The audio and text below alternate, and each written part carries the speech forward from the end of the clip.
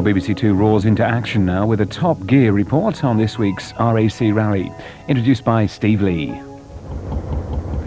Welcome to the city of Birmingham, the heart of the country, the heart of the motor industry, and believe it or not, with more canals than Venice. This year, it's host to the Network Q RAC Rally, the final round of the World Rally Championship. 3, 2, 1.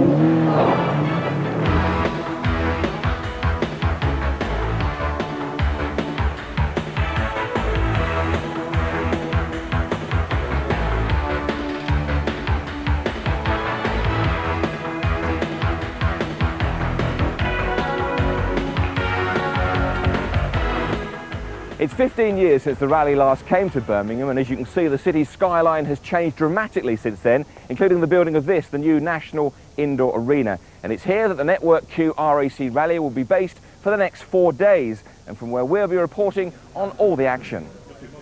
Scrutineering's been going on here since early morning on the cars taking part in Britain's biggest spectator sporting event. World champion Juha Kankkunen leads the field, which reads like a who's who of rallying, with drivers like Francois Delacour and Ari Vatanen joining Britain's great hope and Subaru teammate Colin McRae. From the start here in Birmingham at 7:30 tomorrow morning, the cars travel in a long loop round the Midlands, taking in the classic spectator stages, including a new one at Tatton Park near Manchester. Day 2 has an early drive out to the Welsh Forest for 10 gruelling stages over nearly 120 special stage miles before overnighting in Lancaster. Day 3 Tuesday, and more fun in the treacherous Lake District, where many rallies have been won and lost. Get through here and you might see the end of the event.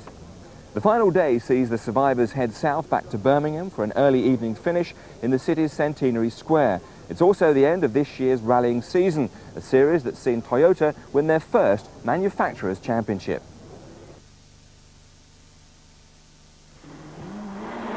Finland's Juha Kankkunen earned himself a special place in rally history this year, taking the World Drivers' Championship for an amazing 4th time.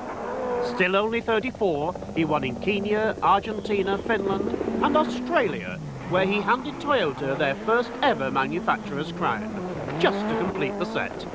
He had 2 main co-drivers. Sadly, Juha Pirinen had to retire through ill health, leaving 32-year-old Welshman Nicky Grist to make a winning debut in Argentina.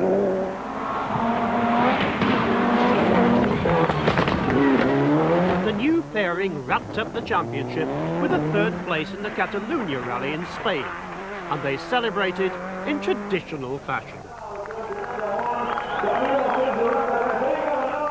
How many more titles can this amazing Finn win? He certainly runs circles round the opposition.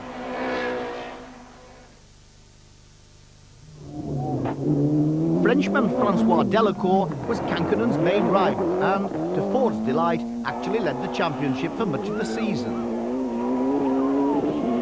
He gave Ford their first win for 5 years in Portugal and added Corsica and Catalonia to his tally. This has been a fabulous debut year for the Ford Escort, bringing back memories of their supremacy in the 70s. 31-year-old Francois is one of the newest stars in rallying.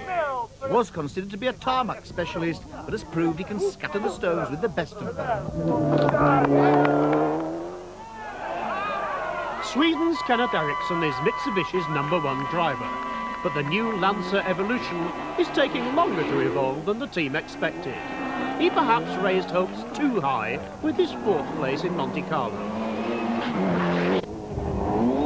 But the team has been putting in a phenomenal amount of testing for this event, and we must never forget that Eriksson has twice finished 2nd here on the RAC. Can he go one better and surprise everyone?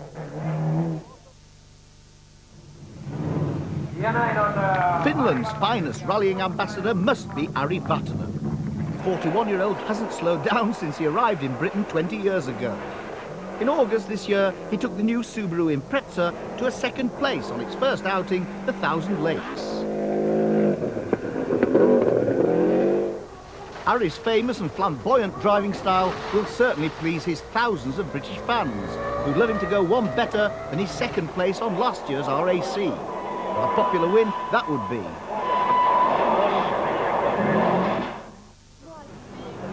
Another French ace, Didier Auriol. who started the year in superlative style following his transfer from Lancia to Toyota. He soon gave his new team something to cheer about, with an amazing victory on his home roads of Monte Carlo.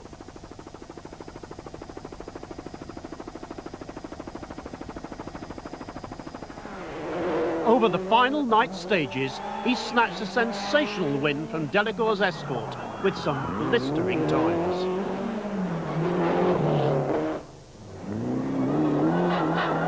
Germany's top rally driver is Armin Schwarz, hoping to emulate the feats of his fellow countryman, twice champion Walter Rohr. Armin has already given the new Lancer its best result to date, finishing third in the Acropolis Rally. It's only 5 years since he came to the RAC Rally for the first time and finished fifth in his privateer Audi. Mitsubishi was the first Japanese car to win the RAC Rally 4 years ago and is due for another taste of the champagne. So the overseas drivers again expected to do well here, but Britain's Colin McRae has certainly set the alarm bells ringing after another impressive season. He's led the rally in the last 2 years, only to crash out and retire and then have mechanical problems. This time, he's doubly determined.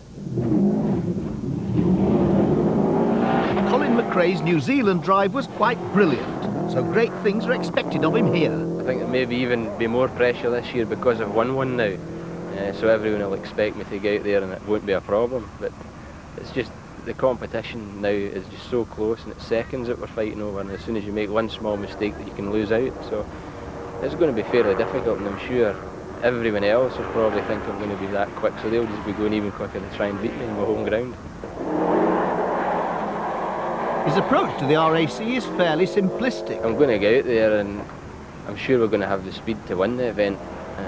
And we just have to get it all right on the day, and I'm just going to go as quick as I can.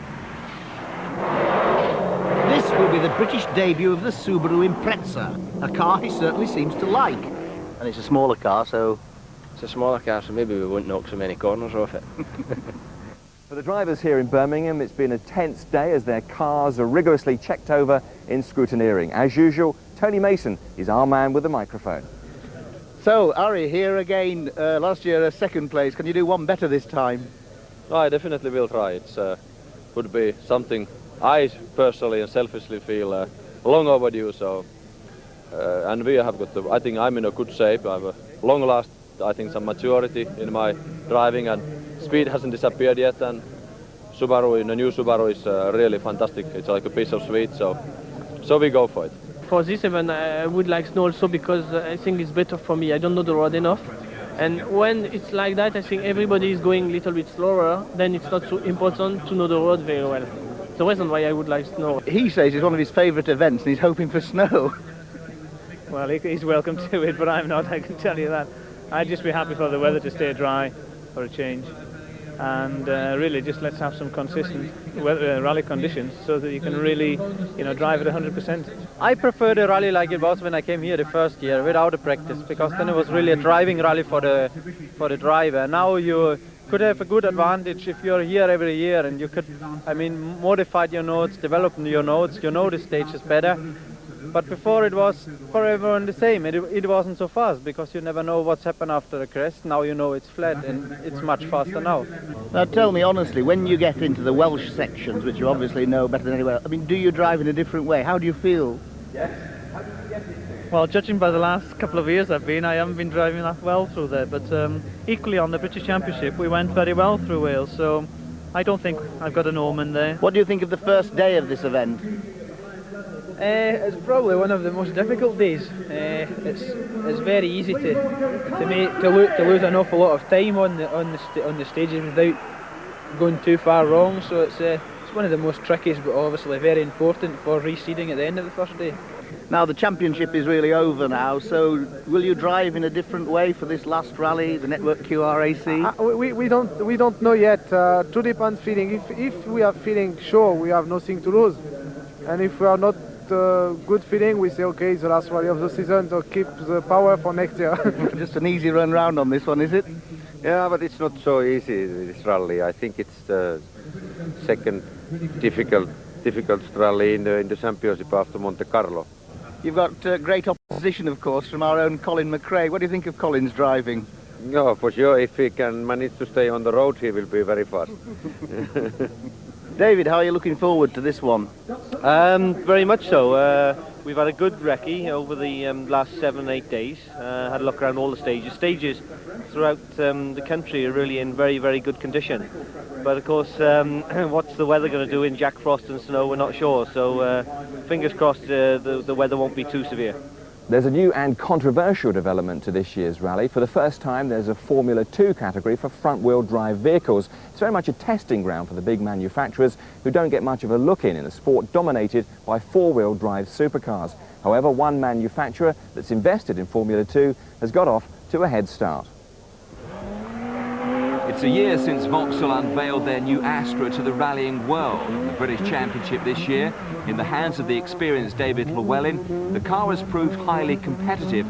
What's more, it's shown its reliability too, failing to finish in only one of the 5 rounds. Vauxhall obviously have high hopes for its new rallying baby in what is the up-and-coming rallying category. Formula 2 is set to become a very important part of the World Championship scene, and again you'll find manufacturers that like Renault and Citroën and maybe ourselves as well, who would be at World Championship level with the Formula 2 cars. Other manufacturers are also showing their hand. Nissan recently tested its new Sunny and will be competing in this category for the first time. Gregoire de Mavius, the young Belgian and reigning Group N world champion, is just about getting the feel of his new car. It's a good car to make a Formula 2. Of course, we arrive a bit late, and some others are there from a long time, so we have to work. But I think if we give us some more time, I think it will be a very good car. For the driver, it's a whole new ball game. The technique is quite different because sometimes with the two-wheel drive, I continue to push on the left foot even when the corner is finished, just to avoid the wheel spinning and to find the grip. So that's something you never do with a four-wheel drive, because you just go full throttle, and because you have four-wheel drive you just go. What is very good with the Formula 2 is a proper rally car, so you can drive 100%, you don't have to take care of the car. It's strong and it's made for that, so you go flat out. And when I was doing Group N World Championship, you always have to think, oh, maybe something gonna broke. So this is much difference for us. An unexpected convert to the new two-wheel drive club is the veteran and 5 times British champion Colin McRae in the new Volkswagen Golf GTI. He's found it much to his liking. I was actually pleasantly surprised with the Volkswagen. I had a bit misgivings about it because it's years and years since I've driven front-wheel drive, and having sat beside my 2 sons in a Nova in test sessions, I wondered if I was up to it, but the car's going very well, and I was quite pleased with the performance and the way the car's working. I think it's much easier coming from four-wheel drive to front-wheel drive. I think it would have been very difficult in the days when I drove rear-wheel drive only to come front-wheel drive. But once you've driven the four-wheel drive and get left foot technique, it didn't feel so bad there. Family rivalry then for father Jimmy and sons Colin and Alistair in the Subarus. So can Dad catch them? Well, if I had been driving the same cars that they're driving, then I think they would really be worried. But seeing as I'm in a 2-litre two-wheel drive car, they're not worrying so much about me. A new category in this year's rally, and if you'd like to win a road-going version of one of those cars, we have our usual competition for you. The car at stake is a showroom version of David Llewellyn's car, and all you have to do is answer a simple question. In 1967, the RAC Rally was cancelled. Was it because of a fuel shortage, lack of entries, or foot and mouth disease? All you need to do to enter is ring 0891 339966. That's 0891 339966. And if you're not lucky enough to win the car, there are 10 copies of this Rally, the video game of the Network Q RAC Rally, for the runners-up. And one man who won't be able to play with his computer over the next 4 days is Richard Burns, the current British champion, and he's one of a group of Britons in this event. The last time we saw Richard Burns, he was celebrating his British Championship triumph after winning in the Isle of Man. Still only 22, this very pleasant young man from Reading has won 4 different championships in just 4 seasons. After 4 home victories this year, he's looking forward to shining on the world stage in his work's Subaru legacy. It's a very good opportunity for me to be seen by the world arena, because it is Britain's round of the World Championship. All the top drivers, top teams will be coming here. And I'm in a car that's competitive enough to maybe win the rally even, so it's a good chance for me to appear to be doing well in front of everybody. So, after a year of caution, he can really put his foot down over the next 4 days. Alistair McRae has not had the best of years. In the British Championship, he found himself playing second fiddle to Richard Burns, thanks to a mixture of mechanical problems and driving mishaps. But he will be looking to put all this behind him on the RAC and have the little bit of luck that all drivers need on such a demanding and unpredictable event. He will certainly not wish to be overshadowed by both his big brother and his father on this unique family occasion. Gwyndaf Evans, the likeable Welshman, has, unlike Alistair, had a very good year driving the environmentally friendly Escort. We're going left into 8 rights. Oh. Well done. 8 rights. He's had his share of good fortune, but thoroughly deserved his Group N championship. Last year on the RAC Rally, he finished 11th overall and could be in for a top 10 place this year. Scotland's Robbie Head, the 25-year-old from Ayr, will be driving a powerful Group A Escort on this event. But he will probably want to forget his first season in a Group N Escort.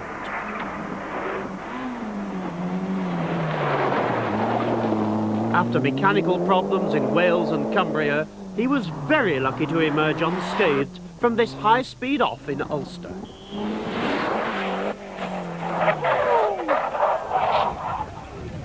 No!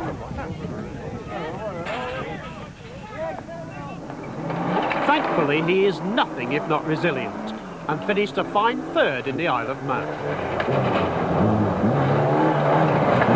His mentor and teammate Malcolm Wilson has had an equally annus horribilis. Firm favourite to take the British Championship, he was on the pace, but often out of luck. As was all too often the story, a massive lead on the Scottish Rally ended with mechanical failure. Last year, of course, he put up a superb performance on the RAC.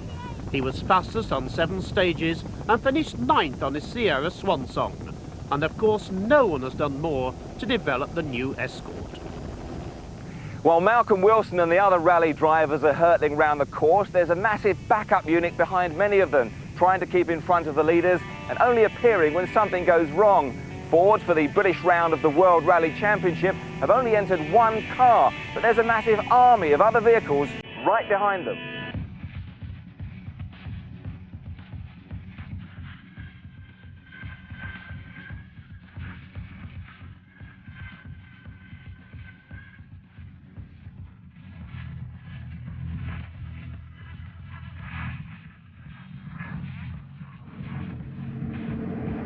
Well, here it is then, the 18-vehicle Ford convoy. Now, it's an old cliche, but they say armies always march on their stomachs. And the same, you know, can be said of rally teams too. But where do you find a cup of tea in the middle of the Kielder Forest?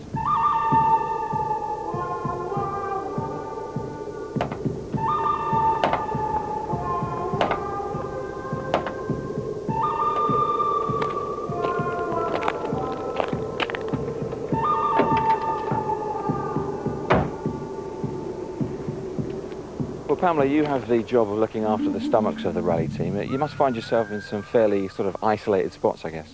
Yes, you do. There's quite a bit of travelling around and we end up in some most peculiar places off the beaten track. So it's cold and wet and muddy and you get all these hungry rally team coming at you. Are they awkward? Are they tired? Do they just want food instantly or what? No, they're never really awkward, but time is of the essence and they don't have a lot of time to mess about. So when they arrive, you have to have the food ready at that minute and you can't say, oh, I'm ever so sorry, I haven't quite made it yet. No, everything has to be done exactly to a schedule. So the variety of food you do must be immense, and you cook it all in this little unit Yes, here? I do. It's really quite small. Come and have a look. I will.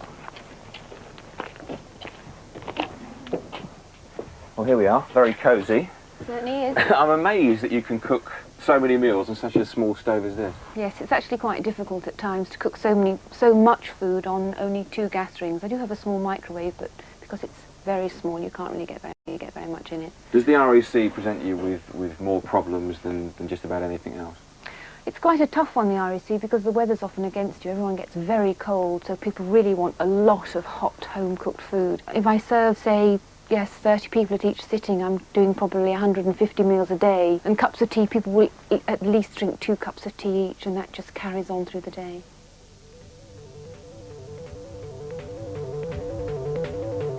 Now, apart from all the food needed to feed Ford's travelling army, there are literally thousands of other car parts that have to go on every rally. They like to think of it here as service with a smile. OK, lads, load up.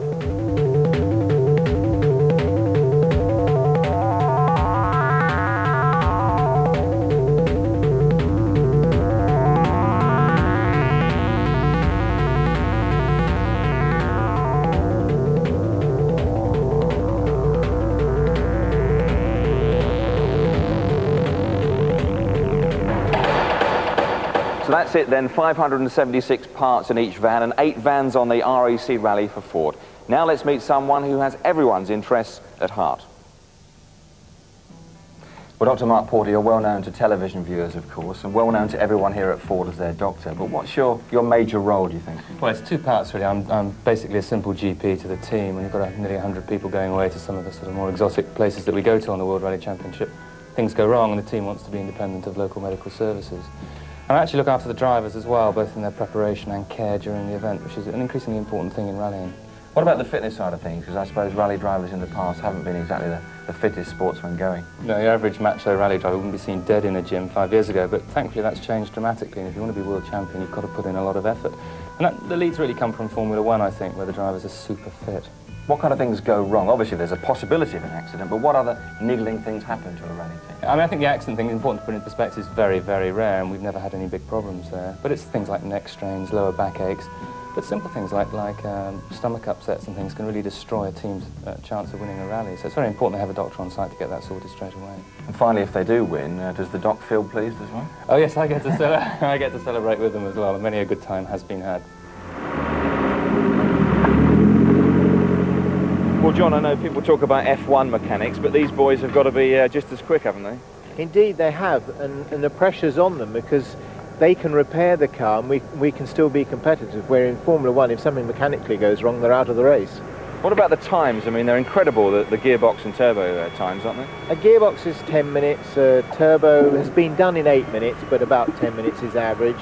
A complete suspension and all the transmissions they can do in about 40 minutes. And they come into the service areas, and it's all got to be high pressure, high skill, hasn't it, really?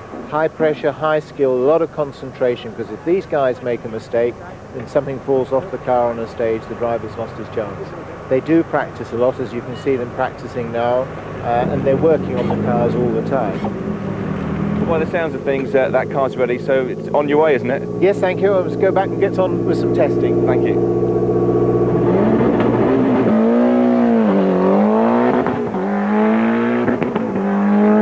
Now, as usual, the rally throws up a wide and wonderful selection of entrants from a wide and wonderful range of backgrounds. To most of us, squeezing into an open-face helmet and donning full harness is by no means an everyday occurrence. But it's all in a day's work for 32-year-old squadron leader Simon Mead. But after 3 years with the Red Arrows, he will literally be coming down to earth on the RAC Rally.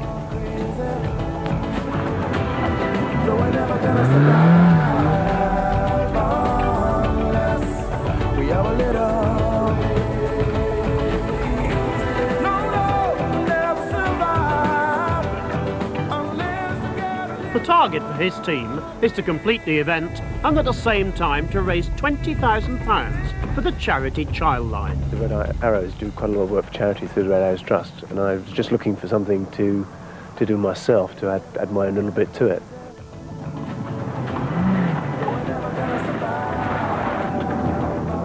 Our aim is to raise the money for the charity. That's the prime goal, and obviously the further we go in the event, the more exposure we get, and the more money we can raise for the Childline.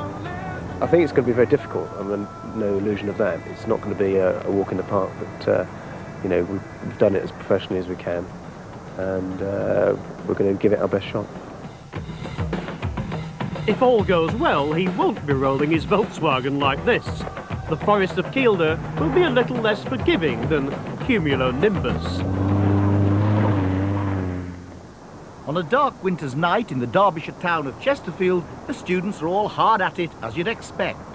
Among them, those in the Department of Automobile Engineering are, as part of their course, involved in a special project, preparing a Peugeot 205. It's an unusual operation, to say the least, for a college of education. The most important thing was, initially, to make sure it became part of the syllabus and part of the ongoing daily life of the students, but also to involve as many students as we could, from as many different departments. It needed to be a college-wide programme, not just a lads doing rallying, but to get the thing ready so that lots of people could be involved, lots of people could own the idea, lots of people could own the project. Nearly everyone at Chesterfield College has got involved in one way or another.